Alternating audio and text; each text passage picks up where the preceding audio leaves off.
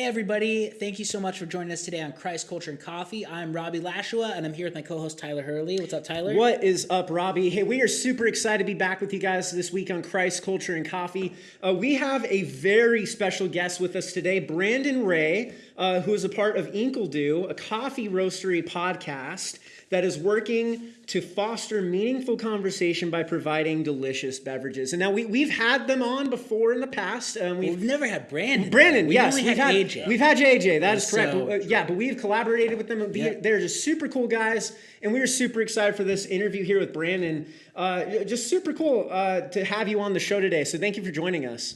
Thank you. No, I'm excited. I don't usually AJ's the one that goes out there and talks to everybody, right. So it's kind of fun for him to be out here. They let me out every once in a while, out of the roastery every once in a while. Cool. Well, hey, so can you tell us a little bit about Inkledeux? Like, what is it that you guys do? Like, what is going on there? Yeah, so absolutely. Reaching way back, the Inklings is really, we say Tolkien and Lewis are kind of our patrons here. So they had their group, the Inklings, that met at Eagle and Child, the pub. Mm-hmm. You know, it's famous for their conversations, and that's where C.S. Lewis had his conversion through conversations with Tolkien. Right. And so we're really looking to be the second iteration of that, and not necessarily of Tolkien and Lewis. I don't think we would reach to say that we're of that caliber there. Sure. But that situation to where they met at a pub, had meaningful conversations, and led to tangible results. That's what we're really looking to foster. So Inkledeux is really kind of a mashup of words where it's the Inklings, which is our inspiration, and then deux, which is French for two, right? So the second iteration of the Inklings, that's what we're trying to accomplish. And it hits it on the head. Like, we're trying to foster those meaningful conversations by providing delicious beverages. So we roast coffee.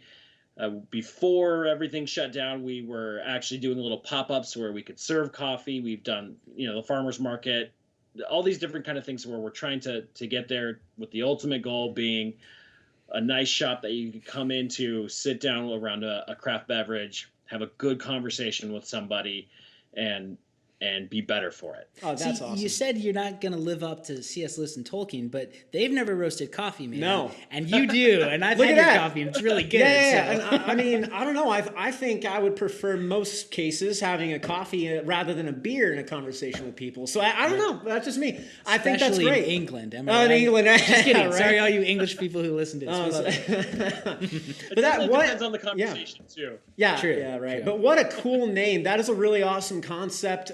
Really cool stuff that you guys are doing. But with that, about coffee, on the topic of that, we always ask our guests when we have them on the show about what their favorite coffee beverage is. So Brandon, what is your favorite coffee? And I'm actually curious, what is your favorite roast? Because you guys roast coffee. So I want to know, like, what is your favorite roast and what are you drinking right now? What's your favorite go-to beverage? So I'm holding back my coffee nerd, right? So I'll hey, let it out. We welcome it here. That's okay here. This is a safe place. So let's start with favorite roast. So my favorite roast is medium. I'm not too big on the light roast just because it tends to have a little bit too much acidity. There's some weird flavors in light roasts. Yeah. I've had like a tomato flavored coffee that I did not enjoy at all. And then I don't like dark roasts either because that's where you tend to get the bitterness. You get that roast flavor and you lose a lot of the nuance that's in the bean. Okay. Now, my favorite coffee, which is what we tend to do, it's kind of our foundation, our flagship, if you will, is our Fifth Love coffee. And it's a coffee with a solid chocolate base and then with like a citrus acidity to it to kind of brighten it up and cleanse the palate. I found that my favorite and where we do the best is from Colombia. So usually a Colombian coffee that holds that flavor profile. And just Colombians, because it's a mountainous region, so they have higher elevations. It handles heat better. It matches my roasting style better. So just a Colombian with the chocolate base, the citrus acidity. I can drink it all day, every day. Yeah, I never get tired of it. It's my favorite. That sounds great. Yeah, that sounds amazing, man.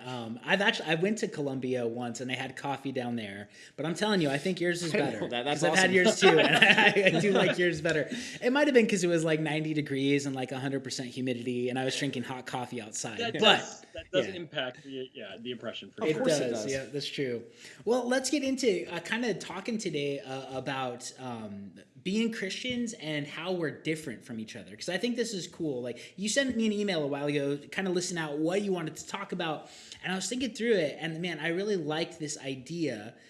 So often within Christianity, it's easy for us to forget that all of us aren't the same. And I know that sounds weird, but it's true, right? Yeah, we all have preferences, and we all have, this is, my gifting or what I'm passionate about.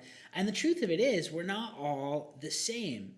But sometimes, and I don't know about you guys, but I've fallen into this trap. It's easy to fall into the idea that, whatever my passions are or my spiritual giftings are, other people need to be all about that too. Right. And if they're not serving the Lord. And again, I think it's over passion maybe, but we got to temper that and think about, no, listen, we're not all the same. And Scripture talks about this, talks about us being the body of Christ. We're not all exactly the same. Now, there obviously are things that all believers are supposed to do or commanded to do: be holy, abide in Christ, make disciples, evangelize. But we don't all have to do them in the exact same way. And I think that gets lost sometimes, and there's not enough grace with each other when it comes to this, not having to always do it the same way. And so, Tyler, you've got that passage from 1 Corinthians about being the body. Could you read that for us? Yeah, of course. I'm going to read that. So it's, again, 1 Corinthians 12, 15 through 20. It says, "If the foot says, 'Because I am not a hand, I am not a part of the body,' it is not for this reason any the less a part of the body. And if the ear says, 'Because I am not an eye, I am not a part of the body,' it is not for this reason any the less a part of the body. If the whole body were an eye, where would the hearing be? If the whole were for hearing, where would the sense of smell be? But now God has placed the members, each one of them, in the body just as he desired. If they were all one member, where would the body be? But now there are many members, but one body." That is the thing. So it is very interesting, right? Because the idea we're getting here is different forms of evangelism. That's what we're going to be talking about today. So when it comes to our spiritual giftings, if we all were the same, right, as Robbie was just saying, we would not be able to function as a body, just as the passage is saying. Like, the whole body cannot be made up of an eye or an ear, right? Like, he's trying to paint this picture, right? And so on our show, like, obviously, is about apologetics. Exactly. So both of us really like it. Both of us like to study it. Both of us like everybody to know about it. And even here at the church, teaching apologetics, I came to the point of realizing, listen, apologetics is vital for us as the Christian community. Yeah. But it's not going to be every single person in my church's passion. Of course, yeah. Right. Yeah. And that's okay. And so you were telling me a little bit about this in our correspondence, but get into how apologetics works for you and the importance it's played in your life, but also kind of who you are and who God's made you to be in the body of Christ. Yes. Yeah, absolutely. And actually, just to jump into a story really quick and pull it back through is... it makes me think of when I studied at GCU for a little while, and I was on a ministry scholarship. And so I was in the ministry office, and I was talking to one of the girls and telling her about this Christian heavy metal concert that I was at the night before. Mm-hmm. And I got to look at... Name the band. Yeah, who was the band? It was... Oh, if you don't remember, that's okay. Project 86 and Living Sacrifice. Oh, yeah. I know those bands. I do that's too. Great. It was back in the day. I'm dating myself there a little bit, but I was telling her about it, and I got the response of, that sounds nice, but I like concerts like Third Day where the Spirit of God is. Okay. And I was like, okay. Oh, okay. I was like, I'm used to it because, from that scene, right, the heavy metal scene, not everybody views it the same way, and it was something that was embraced very much in that scene. But, I felt the Spirit of God there in so many different ways. It just looked very different. And so that's where I started to correlate where, our expression of it is very different. And apologetics has helped me with that. And it's helped me realize the difference between my personal expression, like, for example, my music taste, versus theology, right? Your personal expression is not your theology. Just because you look the same doesn't mean you have to think the same or not necessarily believe the same, but it's separate. Yeah. Right. And so there is reason behind our theology, and that doesn't necessarily mean that you wear slacks and a blue button-up shirt. You know, you can wear different things, you can look different ways, because the theology, the apology, everything that works out over here is different than over here. Yeah. If that makes sense. Oh, absolutely. Yeah. So when it comes to like apologetics, like in your life, like what do you primarily use apologetics for? For me, apologetics was purely self-edification. I am not very, like, I'm actually not even that articulate as I'm struggling with my words here. But actually, between the two of us, AJ is the one who's super smart and super articulate, and that's never been my strong suit. And so I'm never, I engage people no matter what. I'm not afraid to engage in any situation. I find myself constantly surrounded with atheists, and I get picked on a lot, and that's okay. It's part of the life. You know, it's where my road leads, so that's where I go. But where it's really helped me is that when I'm, for lack of a better word, when I'm picked on by these people, it's helped create in me a solid foundation that I could stand on. Right. So I knew these things, like I knew Christ, I knew that it was true, right? But I couldn't necessarily express why. And so I had a teacher in school who told me, you know, we experience more than we know, and we know more than we can explain. Right. And so what apologetics did is it helped me take some of the things that I had experienced and move it into the things that I know, and some of the things that I know into the things that I can explain. And so by being able to do that, it's just helped solidify my experience with reason and theology and all of those things. And so then I added kind of validation up into my experience and back and forth. That's awesome, man. Yeah. Well, I really think that apologetics is twofold, right?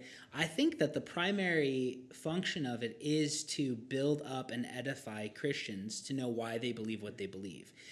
Because, you know, as you know, so many people are walking away from the faith when they get into college, and they need to know solid reasoning and evidence for what they believe and why they believe it, or they're just going to get blown to and fro by every wind of doctrine, like Scripture says. But the second aspect of it is some people, now this is, and again, it pains me to say this because I wish everybody just wanted to sit out around and nerd out over theology and apologetics. It's just not true. But some people really do want to understand the intellectual parts of a person's faith. And so, so that gets into like, even evangelism strategies. And so I was thinking through this a long time ago. I heard, Lee Strobel and Mark Mittelberg, and they kind of had this case they made for different forms of evangelism in Scripture. And I thought it was really interesting, and I think it'll aid our conversation. So there's a few different ones, and we don't want to belabor it, but the first type is the one everyone always thinks of when they're sharing their faith, and it's direct, right? It's being the guy out on the street corner with a bullhorn, preaching at Mill Avenue, right. you know, that's kind of a thing.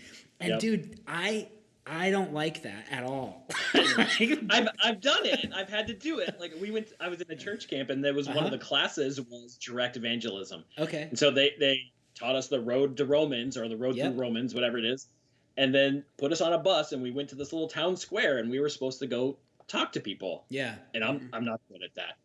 I can't even start up direct conversation in regular everyday just life. over a normal conversation, right? Yeah, that's me too. Like I'm with you there. Like I was single for a long time because I can't just walk up and start a conversation. Sure. Well, and see, and that's I'm with you on that. Like that if that was what evangelism is, I don't want to do it. Right? But it's not what it is. It's a form of what it is. And there's biblical precedent for it. Like Peter in Acts 2 stands up and he open air preaches, and it's awesome. And I don't know about you, Brandon, but I know guys who are great at this. I do too. Yeah. But I'm not one of them. Right.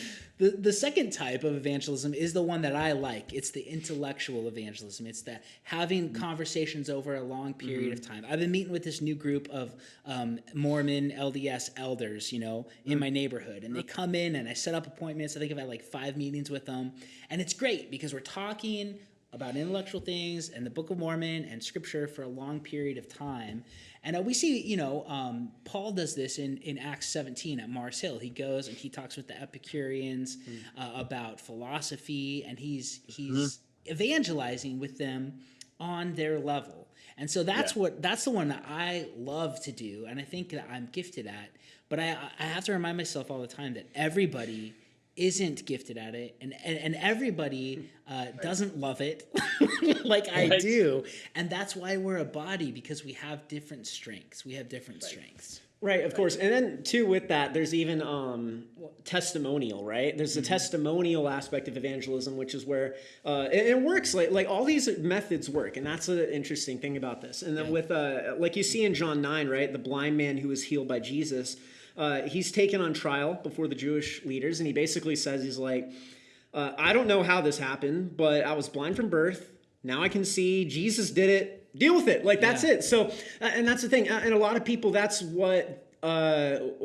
way that they like to evangelize. It's by having conversations with people who they know and then saying, look, Jesus changed my life, and this is what happened. Some people are dramatic about it. Sure. Like we've all heard these stories about, I was a meth addict and I was almost about to die, and then Jesus came into my life and I didn't want to do meth anymore. And it's like, that's awesome. Well, that didn't happen to me. Yeah, that didn't happen to me either. Like, right. And there's a lot of Christians out there that, like, maybe you don't have that that dynamic, I would say, of a testimony. And it's like, hey, you just grew up in the church and you had a Christian home, Christian parents, and this is like what you grew up in. You didn't come from a life of drugs and addiction or anything like that turned around, and that's okay. But for some people who have this, that's a great way to evangelize, because you can use that to the benefit of the Lord. And so testimonial is a fantastic method of evangelism. And with that, you even have another method like interpersonal, right? Interpersonal evangelism.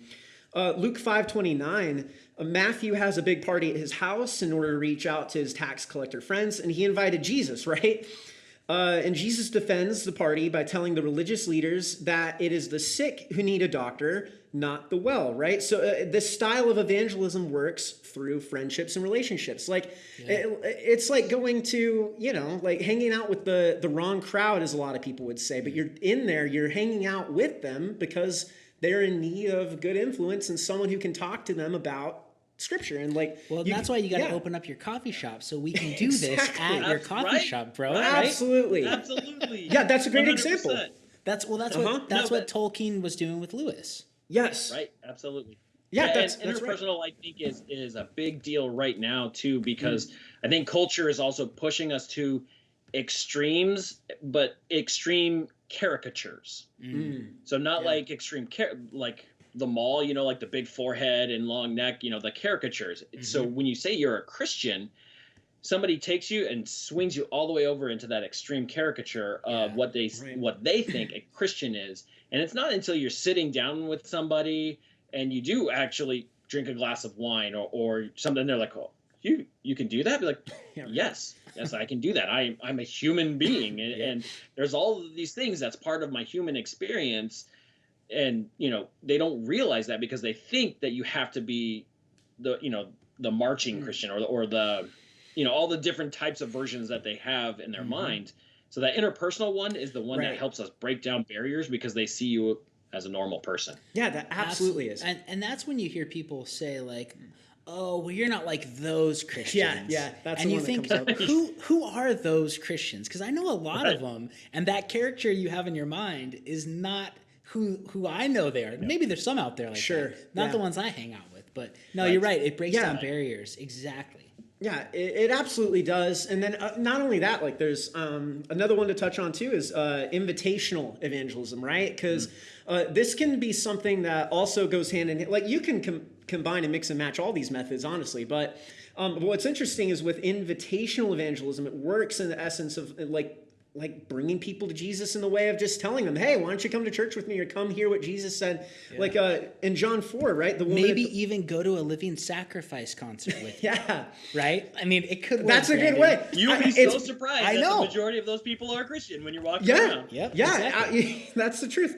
Like the example in John 4, I was going to say, with the woman at the well, says, right, come see a man who told me all the things that I have done. This is not the Christ, is it? And they went out of the city and were coming to him. And that's John 4:29-30. So see, like, inviting people to experience Jesus is a method, or inviting people to church or a concert, as we mentioned, or even a Christian movie. If you can even stomach the it, cheesy right? Christian movies that are out there that aren't always the best produced, but that's the factor, right?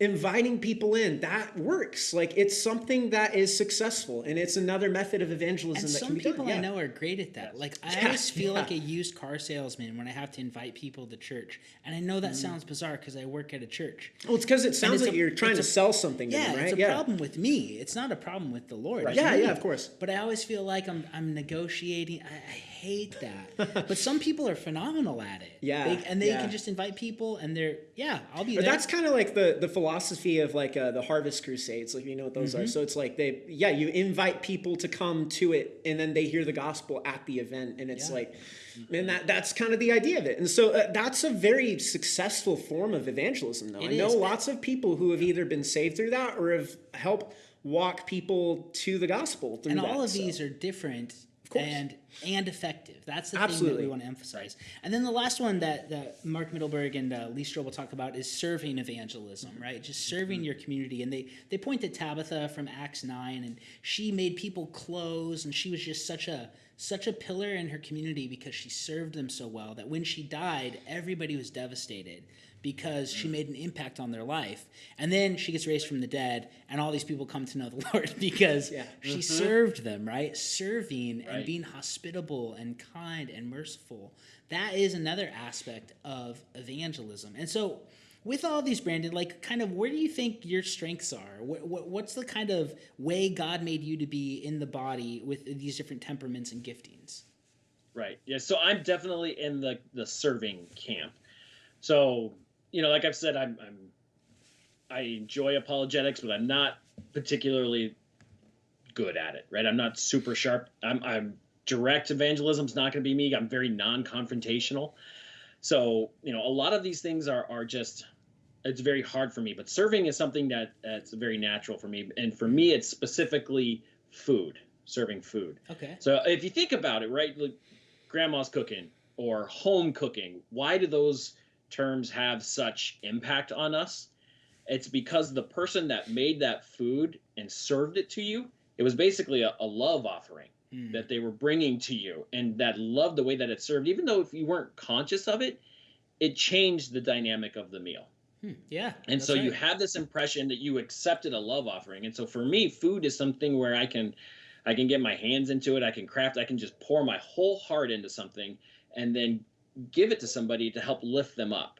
And that is just, it energizes me. So I know that I'm doing the right thing because regardless of the amount of work, roasting coffee, for example, I'm up at 4:30 in the morning because of, temperature, time, all of these different things that you got to do, but it doesn't exhaust me. Like if I were to be out there on the side of the street saying, hey, excuse me, sir.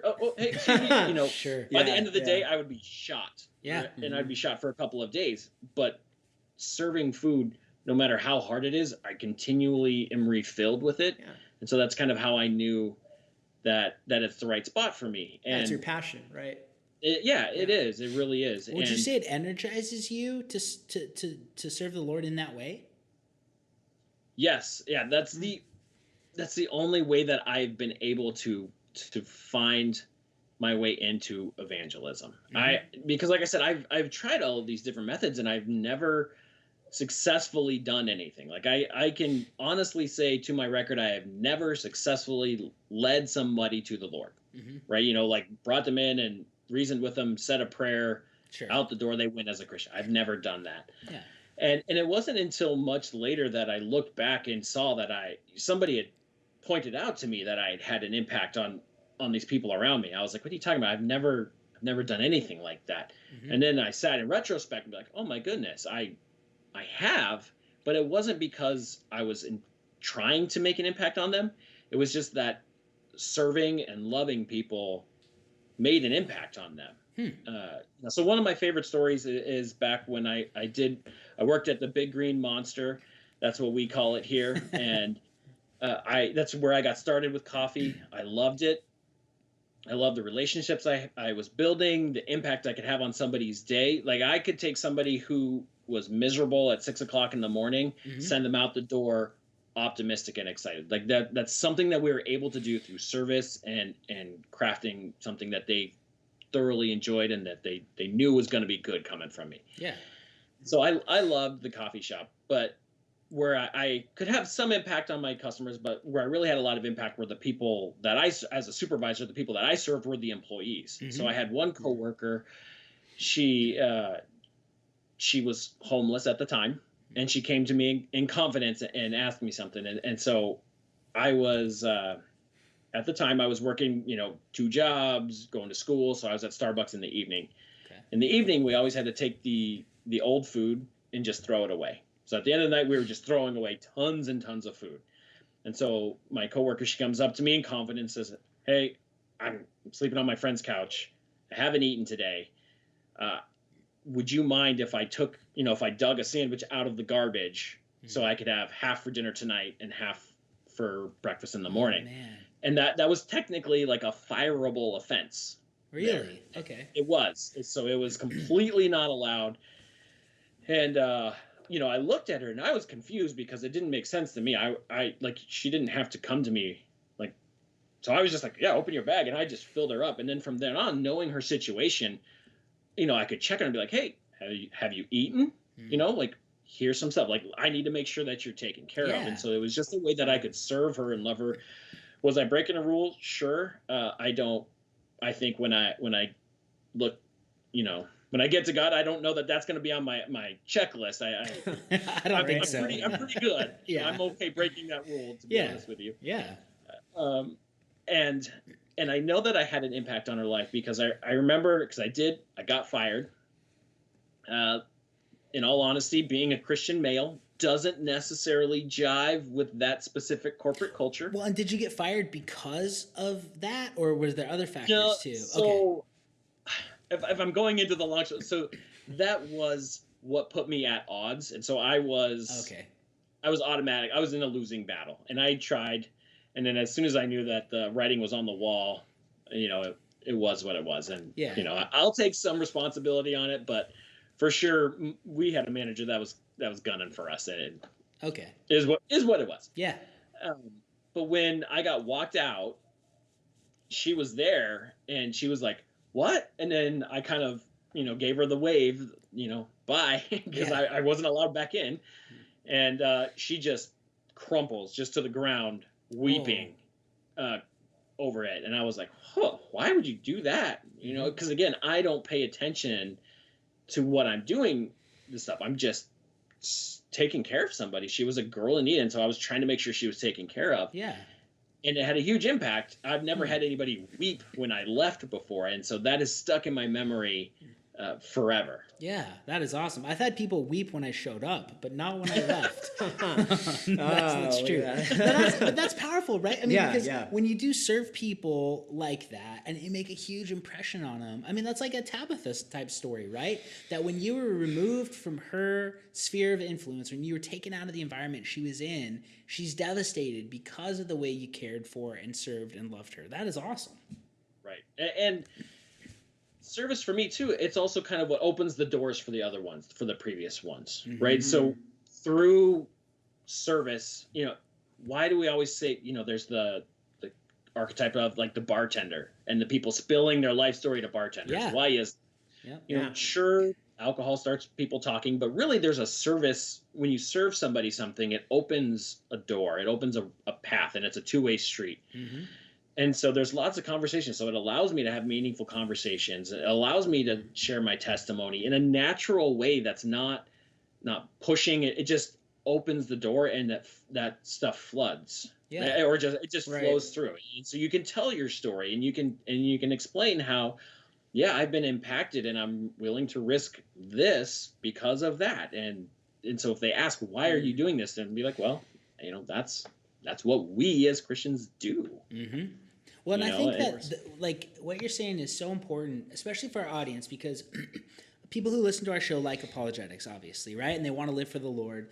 But one of the dangers of apologetics, and I think we had a show called that a while ago. We did, yeah. Is that you can get so caught up in the intellect that you're completely unaware of the person.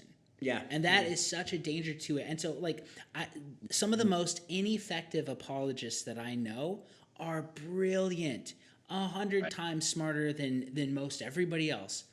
But they're uncaring because all that they think about is arguments. And so it's that old axiom, right? People don't care how much you know until they know how much you care. You have to love people and earn the right to be heard. And so I totally agree, man. You're right. Like, that opens the door to a relationship and being able to share with them the love of Jesus. That's awesome. Yeah. For us at Inkledeux, actually, it's part of what we've written into our documents is love and challenge is one of our things, right? So you love first, then you challenge, right? So you have to build a relationship, but then once you built the relationship, you have to love them enough not to leave them where they're at. Yeah. Right. Yeah. And so that's always where we're doing. Everything that we do starts with love, but then it's also pushing it, right? You can't just stay in one spot. And that's kind of what apologetics was. Is I was introduced to apologetics from somebody who loved me and cared about my faith. And so they pushed me and they challenged me in these ways. And I think that's important. But it started with a firm foundation of love. Yeah, because you wouldn't have accepted it unless you knew that they cared about you. Right. And because it was hard work, too. Yeah, that's true. Yeah. And that's the proper order, though, is like, you have to love people first. You have to love people first. And I know I've seen people just challenge others or push back, and that's when you get the character made of you, right? That's when they go, oh, you're just like one of those Westboro Baptist. You're just like those crazy fundamentalists. And that's what we want to avoid. But I do also like how you said that you love them and then you challenge them.